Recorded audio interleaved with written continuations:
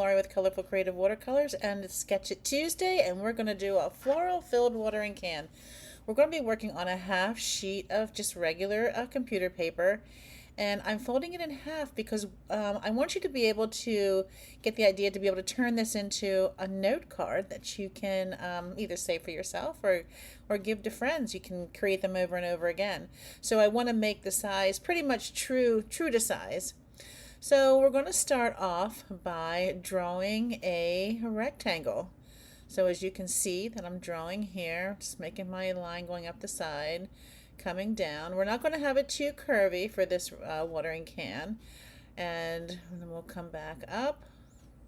But we're not going to close the top. All right. Now so there's the rectangle. And then we're going to make sort of a triangle shape for the spout. So we're just going to come up, just make a line up, then another one that kind of meets that triangle. And then we're going to make another little triangle for the spout. And I'm going to probably erase this a couple times because I'm never really happy with it. So I'm just going to make a little triangle inside there that creates the look of a spout. So I wanted my spout a little bit bigger. And that's why I like to do this on regular paper first and not your watercolor paper, because you're going to erase. I erase so much until I get it the way I want it to be. So now I'm just going to redefine that line there is basically what I'm doing. And you'll find that you'll be doing this over and over again. And you want to make your lines dark because this is your sheet that you'll be transferring over to your watercolor paper, and you're going to want to be able to see it. So now we're going to do the handle, and the handle is basically a half a heart. This is all about shapes. Just a half a heart. Make the handle. We're not going to fill that in because we'll do that when we paint.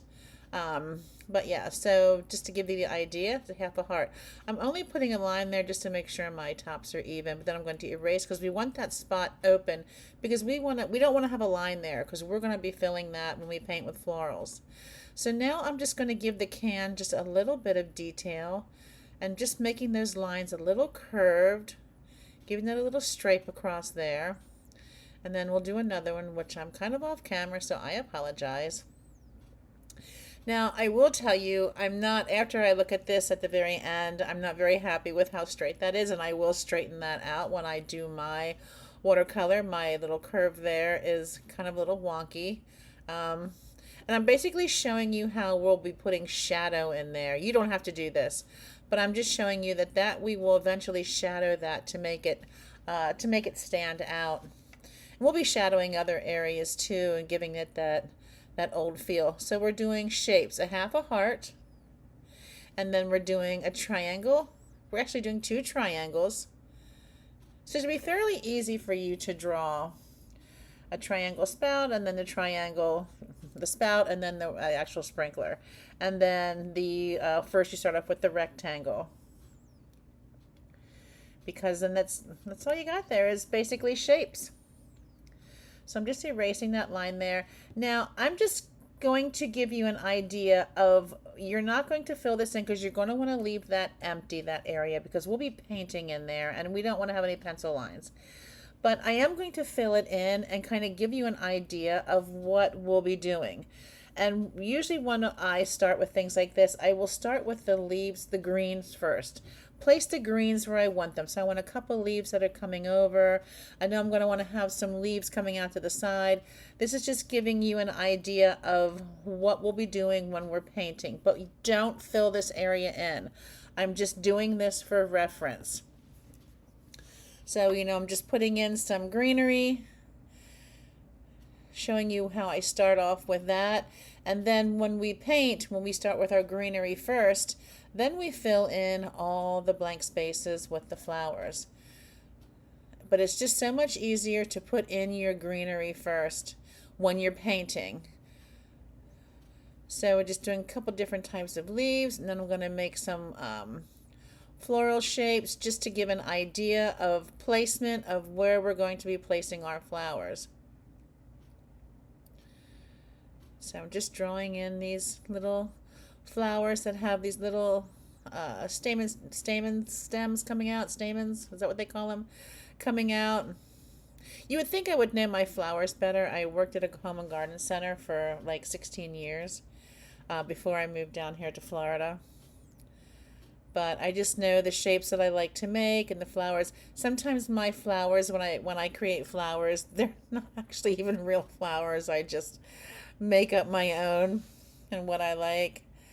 So anyway, so we have those little flowers in there we'll be putting in, and then we're going to do some daisy-like flowers and put a couple of those in because we want to build it up and out a little bit. But I wanted those other flowers in the front because they're probably going to be more of our focal flowers, and they might actually turn out to be a little bigger than what you see there on the can. But we won't know until we paint, because I always say I never know what's going to happen until my brush hits the paper. And then now I'm just making little tiny flowers, and we'll probably paint them blue and have them as little fillers in there. So I feel like it would need something more. So what I'm doing is I'm making it can either be lavender, we can do